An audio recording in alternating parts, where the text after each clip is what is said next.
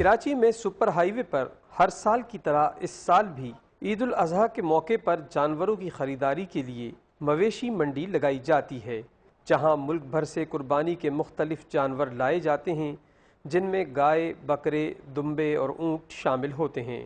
Super high وے پر گلشن معمار کے نزدیک گائے، اونٹ اور بکروں کے بیوپاریوں کے لیے الگ الگ جگہیں مختص کی گئی ہیں، جہاں نہ صرف جانوروں کو گرمی اور دھوپ سے بچاؤ کے علاوہ ان کے چارے اور پانی وغیرہ کے انتظامات بھی کیے گئے ہیں۔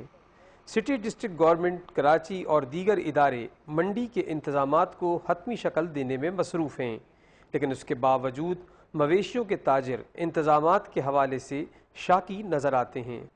ہمارے کو پانی کا تکلیف ہے تو بہت 25 روپے میں ڈبہ دے رہا ہے، اور ادھر جگہ کا تکلیف ہے، ہمارے کو ایک جانور کا لیتے ہیں 700 روپیہ، بھائی دیو ہمارے کو بہت تکلیف ہے۔ پہلے ہمارے کو سیلاب میں مارا، اور ادھر کا تکلیف ہے، ہم کدھر جائیں؟ یہاں پانی نہیں مل رہا، جو جانور ہم 50 کا لے کے آتے ہیں وہ لوگ بولے 25,000، ہم لوگ کہاں جائیں؟ ملک کے مختلف حصوں خصوصاً پنجاب اور اندرون سندھ سے ہزاروں جانور اس منڈی میں فروخت کے لیے لائے جاتے ہیں۔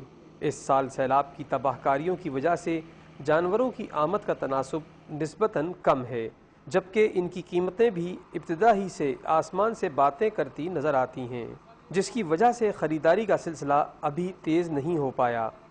ریٹ یہ ہے کہ بھائی 2 لاکھ روپے سے شروع ہو رہی ہے بولی، 2، 3، 4، اب جتنا بندے کا گنجائش ہوگی اتنا ہی کرے گا۔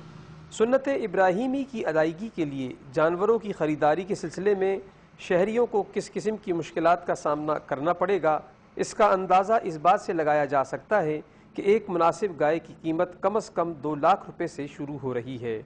عید الاضحیٰ کے نزدیک آتے ہی جانوروں کی قیمتیں کہاں تک پہنچیں گی، اس کا اندازہ لگایا جا سکتا ہے۔ منڈی اس وقت بہت ایکسپینسو ہے، ہم دیکھتے ہوئے آ رہے ہیں مارکیٹ میں کوئی ایسا نہیں ہے کہ غریب آدمی جانور لے سکے۔ قربانی کا جانور اس وقت بہت مہنگا ہے، دیکھتے ہیں انشاءاللہ تعالی، اللہ مالک ہے۔